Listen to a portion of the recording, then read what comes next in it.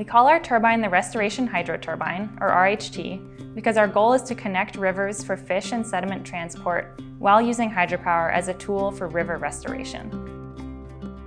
The turbine's blades have thick, rounded leading edges and a steep forward slant from hub to tip. These features allow fish to safely pass directly through the turbine, a major innovation that expedites downstream passage for fish while increasing hydroelectric power generation. Conducting original research around fish safety is essential to our design process. We worked with scientists from Pacific Northwest National Lab in Kleinschmidt to conduct fish passage tests at RHT installations in the field and at our in-house test facility. Our studies demonstrated that the RHT can pass key migratory fish species, including trout, river herring, American eel, and sturgeon, with survival rates comparable to outcomes that fish would experience while traversing a natural river system.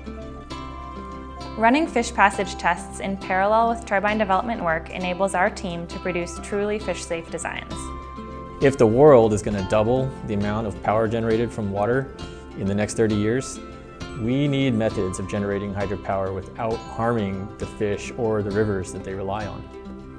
By giving biodiversity the same level of attention that we direct to clean energy generation, we're taking steps to ensure the longevity of the ecosystems that sustain us.